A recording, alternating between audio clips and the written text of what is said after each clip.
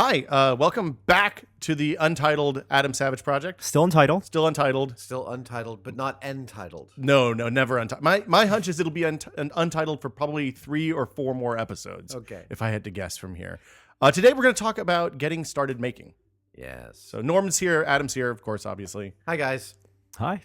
One of the big questions that we get, and I'm sure you get as well, is I have an idea of a project, or maybe I don't even have an idea of a project, but I want to make something. Yeah. I have the urge to make, but I don't know where to start.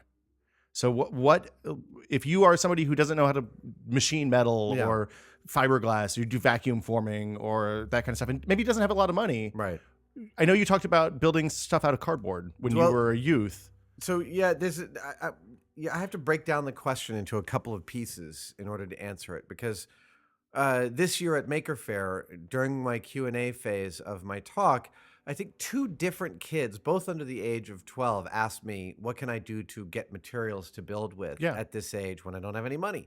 Which I think is a fantastic question. And in fact, it's almost more important that they're asking the question than any other single thing that's going on. I am a huge proponent of corrugated cardboard as a foundationally fantastic material. It is everywhere. Mm-hmm. It is easy to cut, easy to manipulate. All you need is a mat knife and a cutting mat. It's easy to train a kid safe ways to work with cardboard. You can, it has a lateral stability along the cells, so you can use it in some pretty impressive structural ways. And it glues beautifully with Elmer's glue. Yeah, or and you can use tape too. You can use masking tape, duct tape, whatever. You can use contact cement. You can use any kind of household silicone and whatever you've got. I prefer Elmer's glue because it is a paper product, and Elmer's just grabs that like nobody's business. And corrugated cardboard was my first building material. I found refrigerator boxes in my hometown, and I turned them into spaceships. I turned them into men that sat on my front porch. But to me. So I think corrugated cardboard is a fantastic. Oh, this is the other reason corrugated cardboard is important. Because I learned to build things. I started with corrugated cardboard, but very quickly graduated to, and I think I have some of the books here. I'll pull one. No, maybe I don't. There was a series done in the 80s by an architect named Alan Rose. And the series of books was called The World at Your Feet. And each one was a magazine format book of about 30 pages, heavy paper, where you could cut things out of the paper. It wasn't pre-scored or anything. And you could build your own Taj Mahal, Capitol Building, Empire State Building, Sears Tower, Brooklyn Bridge. And all of these world landmarks were encompassed by this series. And I built all of them. One by one, I slowly built them all. And the thing about building models from paper is that you're effectively solving a problem of how to make compound curves with a material that only bends in a simple curve. Okay. And that process of problem solving curves by using planar forms is what I call them. And a planar form is a piece of paper, or it's a piece of wood, or it's a piece of metal. In fact, this is the epiphany, is that carpentry and sewing and metalworking and corrugated cardboard building, paperwork, they're all the same thing.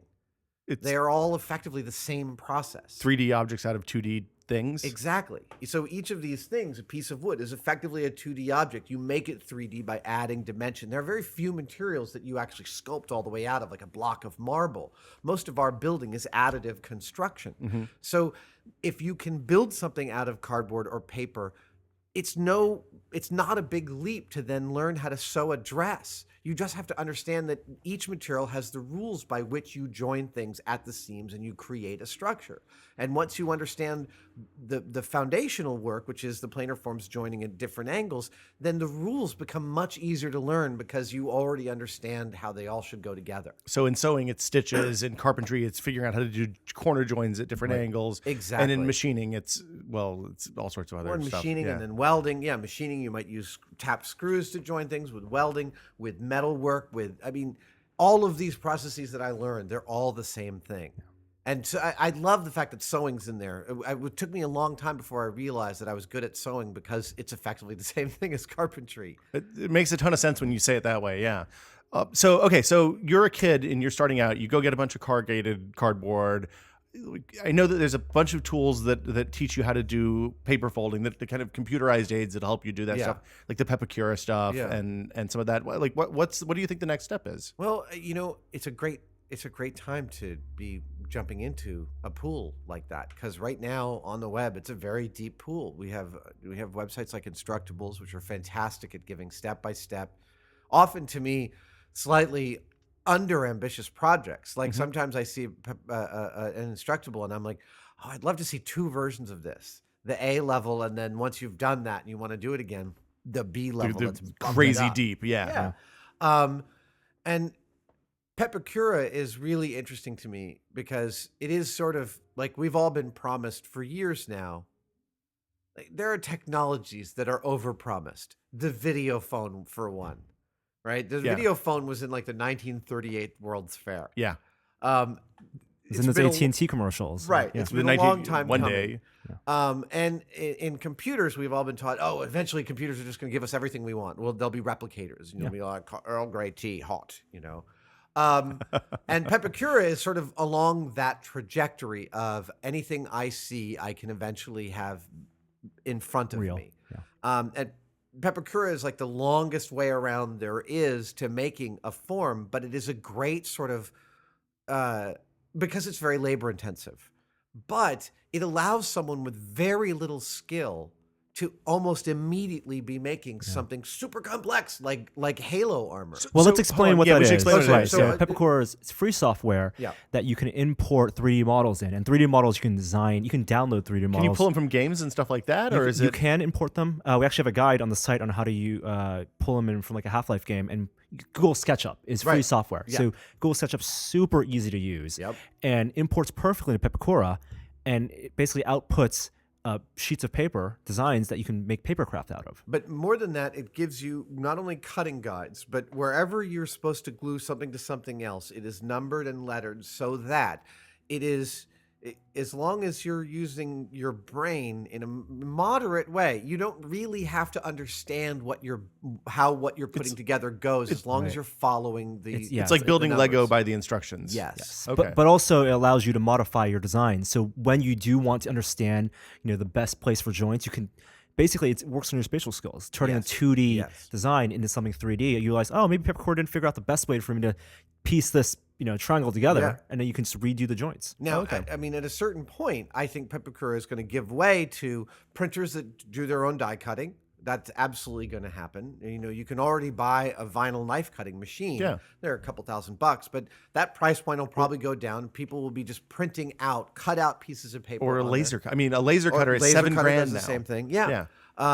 And even that is going to get simpler and simpler and simpler. I know that Autodesk is working on software that helps convert things from 3D to 2D so that you can build it yourself in lots of different ways. Yeah. There's a lot of ways to skin the cat. I am a big proponent of making things out of paper and making things out of cardboard, specifically because it teaches your brain how to make that leap from 2D to 3D, which is one of the hardest things to do. And the price of failure with cardboard is relatively low, depending on what project you're working on. And the rewards for imagination are very high, especially for a kid. The cardboard isn't the same as getting, a full vinyl model from the hobby shop. It allows the kid to imagine more out of that cardboard. Absolutely. Well, and then there are other things you can move on to once you've kind of established that. You can learn how to do vacuum forming, and you can learn how to do. Actually, I have seen I have seen a beautiful tutorial in the least expensive method of vacuum forming I've ever seen in my life. It's I think it's a British guy who basically took a trash can, lined it in tinfoil, and he puts a space heater at the bottom. Itself, not quite the safest thing to do. Seems kind of dangerous, yeah. Well, but the thing is with the type of space heater he uses, it's effectively one of those bulbs with the windings around it. Oh, okay. So it's not a lot of parts to screw up with. But he makes basically a garbage can that's quite hot, and he takes his plastic stretched in a frame. It's the only part that's complicated to build is the frame that holds the plastic, and sits it on top of the garbage can. And then he puts it on top of the form with a standard household vacuum cleaner and gets beautiful vacuum forms, That's even amazing. out of things as difficult to form as ABS plastic.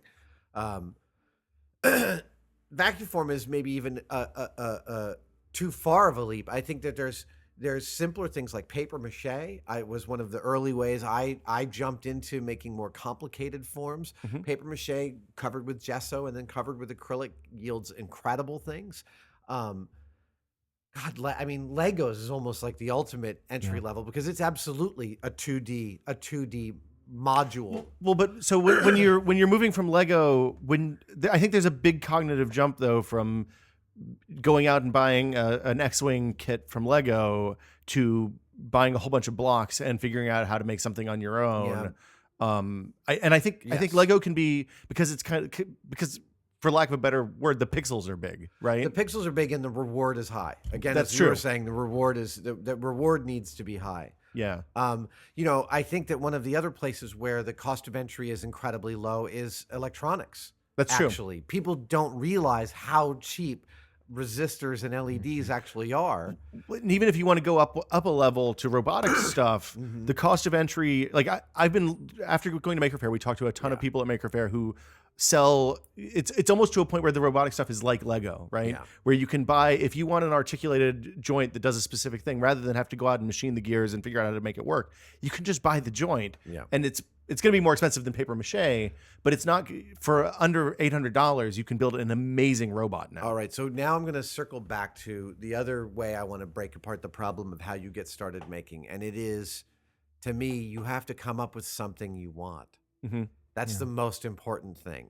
The idea to get started with cardboard. Okay, let's choose a project with cardboard. What should we build? That's not the way to go. Right. To me, the way to go is, what do you want? Millennium Falcon? Let's build it. Yeah. How do you build it? Well, there's people who have tutorials all over the web. What do you want to build it out of? You can build it out of anything you want. I personally have actually around here a papercraft model of the Millennium Falcon, which I blew up to like 4 feet. And I've never made it, but it's sitting somewhere in this shop rolled up on heavy paper for me to just jump into one day. That's the idea of building things, build that you can't not build. Yes, absolutely. So when you come up with a project and you want to build, and then you try it out of cardboard, and if you hate the result, you have pushed yourself in a specific direction. So I'm a big proponent of the idea of moving. We are all often so hamstrung by I can't start this until that, and I can't do this until that, and I don't know how to do that, so I can't do this. I was once confronted I had finished this very elaborate sculpture, and I had no idea what color it should be. And I came up with this idea that I should paint it the opposite of anything I imagine would be appropriate. So I took this beat up, exhausted robot arm that looked like it would have been unearthed out of some place on AI. And I built this in 1991. And I painted it with red and white candy stripes. It took me 6 hours just to mask it, but I painted it with red and white candy stripes. And when it was done, I was like, I hate this. It's terrible. But now I know what color it needs to be. Yeah. So the thing that I take from that, and I've actually applied this to relationships and to job searches and everything, is movement is more important than anything else. Push yourself in some direction. So come up with a project and try it. Yeah. And if it doesn't work out of the material you're working in, try another one. Do something even if it's wrong. I mean, we had someone on our forums post, right? They wanted to build Thor's hammer. And a lot of people, when they say they have an idea fully formed, right? Yeah. They want to build a certain object. They want to get to the perfect form of that object in one try.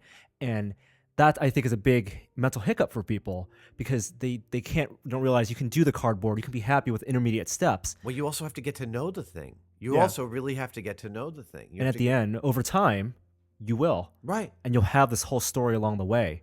It's telling that, people should know at a place like Industrial Light and Magic, where we're about to build a set, we always build a preliminary set. So, for Terminator 3, I built a particle accelerator set that's behind the window as the Terminator and Claire Danes are running past this window. I built a set behind that window. Now, the set I eventually built with my team was about 8 feet wide and 8 feet deep and 4 feet tall. It was huge. But my friend Fawn Davis and I built a mock-up of it that was about 2 feet by 2 feet by 1 foot in a day and a half. So you made a diorama. We made a diorama, but it gave us It gave us a super detailed clarity about what the shape of this thing was. And you always, in order to build anything with real skill, you have to have it fully in your head. And you have to train yourself how to put those models in your head. So we had the model, but it also allowed us to talk about things like, oh, I'm going to build this part here instead of that curvy bit that's behind the straight bit with the thing on the drawing. You know, I labeled it red. You don't know what I'm talking about? You need a point of departure. So if the Thor hammer is a great example of like, well, it's etched, but how deep and how big are the graphics? Well, I don't know until I see it. You need to actually build a what's the mock-up. wrapping on the handle? Yes, What's exactly. And going back a step before you do the model, then you do the drawing. So even if you're not ready to cut the cardboard yet, just draw. I actually draw often. I'm not very good at drawing, but I draw as a mode of putting something into my head. I'm like, you know what? I've got 6 hours on the plane here. I'm just going to sit and draw all 5 of these pieces. I don't know what shape they are, but I'll get close. And then I'll sometimes I will actually machine interim pieces of things just to get the shape in my head. And I know it's going to be wrong, but I need to know how wrong. So that goes against one of those cardinal rules. Like you should know exactly how many thousandths of an inch you're going to carve away on everything when you're doing that machining stuff. Well, but if you're like extending the output on a diesel engine, right, you absolutely need to know exactly how many thousandths of an inch or 10,000ths of an inch tolerance you're actually making something to. But when you're making aesthetic things that are things you want to have around, you have to bridge. Sometimes they're going to have mechanical components, and in those you will need to play around. But again, even with mechanical components, you have to mock things up in cardboard to make sure the arm thing that you want to make, even drawing it in 3D, is actually not necessarily going to give you the clarity that you need. So then the last thing we should talk about maybe is where to get stuff, because this is a hard thing. Especially, I mean, we're lucky enough to live in San Francisco where we have access to everything from custom cut and shaped plastic, all the way down to like machine screws in crazy sizes you can't get normal places, and things like nichrome wire you can just go to the corner store and pick up if you need to make an impromptu heating element. Yeah, not many people know they sell nichrome wire in all the bodegas in San Francisco. Yeah, it's amazing. Norm and I went on a hunt for nichrome wire one day that ended spectacularly badly. But, so yeah, I mean, the internet is a good resource for this. Wired had a good story a few weeks ago. I think we linked to it. We should go through and dig a little deeper, because I think there were some places on there where they listed 10 stores that sell everything from like supplies for molecular gastronomy at home all the way up to crazy machine screws and vacuum forming supplies. And resin I and stuff read like that article. It was wonderful. But I mean, where do you find, like, if you're not, I mean, I know you spent some time dumpster diving in your youth. Dumpster diving is it. Dumpster diving is everything. I mean, dumpster diving in industrial parks is terrific. Police don't like it when you do it late at night. I would recommend to make to make your life easier, Sunday afternoons is a great time to drive through the back parking lots of industrial buildings and look through their dumpsters. Stay away from biomedical. Stay away from biomedical. Garbage days. Almost all neighborhoods have, people put out their garbage every week, but once or twice a year, they allow you to put whatever you've got on the curb and they'll come get all of it. Those are fantastic days to come get. And you can find out what days they are on the website, on the garbage company's website. Not only on the website, but in fact now with the web, there's whole communities of people who trade the dates of garbage days all over the country. Because I mean, the number of things I have found on garbage days, and I'm not exaggerating at all. Working televisions, they're always there. I found a Makita drill with a battery and a charger. That someone had thrown out because the forward reverse switch was stuck in the middle and they never figured it out. Oh wow! So you just take it apart. They threw it away. Oh, that's crazy. So that sort of stuff. The other thing to recognize is that, and there's a model making book in my head. I will write it one day, I promise. But one of the things that I have is a whole chapter on the cheap way to do something. You want to cast a material. Well, there's nothing cheaper than plaster of Paris, and every hardware store in the country has it. Yeah. You want to cast in a high tensile strength rubber. Well, hot glue, actually, in a plaster mold works beautifully for making props. It's a little hard to paint, I grant you that. But again, you can actually experiment with some fairly complicated things with some really inexpensive and easy to find materials like that. Interesting. Yeah, so there are Hardware stores. Hardware stores are phenomenal sources. My parents understood my penchant for making things, and if you have a kid who is interested in making, my parents gave me the charge account, the ability to use the charge account at the hardware store in my hometown. And there are a few things they did for me that were more important in terms of making me feel autonomous. So that when I wanted to make juggling rings and I found a book that told you a cheap way to do it out of plastic hose, I just went down to the hardware store and bought a bunch of plastic hose and tape. And, they never begrudged me those expenses. I never abused it. Amazingly, I'm shocked that I never set anything on fire and then I never abused the diesel fertilizer. Right. But it's the encouragement that my parents gave me that I do with my kids too. They're interested in music, I get them instruments. They're interested in making, I get them the materials they need. I have one kid who bought a Arduino kit at the Maker Faire, and he's got a full Weller soldering station on order. Awesome. Now, I mean, I bought him a nice one, but that's just because I want him to have a nice one. Look, a soldering iron that costs $8 is 95% as functional as one that costs $200. Yeah, especially if you're just doing rough, like if you're doing rough solders, there's the cheap one is better because it heats up faster a lot of times. My friends at Apple don't use soldering irons that look any more advanced than the ones that I've got in my drawers over here. That's one of my favorite things. Like being in the tech industry, we go and see the kind of back room labs all the time, and it's rooms that look like my garage. Yeah. There's just pegboards with all the tools lined up, and then maybe they have a cool storage system, but it's you don't need anything. You don't need Tony Stark's lab. No. Also, actually, I will also say this: flea markets are fantastic for entry-level tool purchasing. They got a lot of these crappy tools from China, which will not last for many iterations. However, if you're a 15-year-old kid and you need a crowbar or you need a cordless tool, you can go to a flea market, pick one up for like $12. And that is a fantastic, again, another entry level. Then you learn what you need. Learn what you need to know. We'd all like to have the best versions of every tool. But, over the years, one of the things I did long before I had success with Mythbusters or even in special effects was I would slowly, every couple times a year, invest in another good tool. And I still have all those tools. So you're building a collection. I mean, the thing is, once you're in a place where you're buying stuff that's the best, then it lasts you for the rest of your life, and probably if you take care of it through your kid's life and their kids' life, it does. Or and it's ends up in a flea market someplace one day. And it's no different than a musical instrument. It's my saxophone teacher. I used to play the saxophone. Told me, whenever you find a mouthpiece that's better than the one you're using, buy it immediately. It's all about the mouthpiece. And the moment you find one that feels more comfortable than yours, buy it, borrow, whatever you have to do to get that mouthpiece. It's worth it. And some mouthpieces can cost $300. Wow. But he was a proponent of when you find everyone is different and every human is different. There's a bazillion of them out there. And he was advocating the same kind of investment. It sounds good. Well, I guess that'll do it for us on this episode of the as yet untitled Adam Savage project.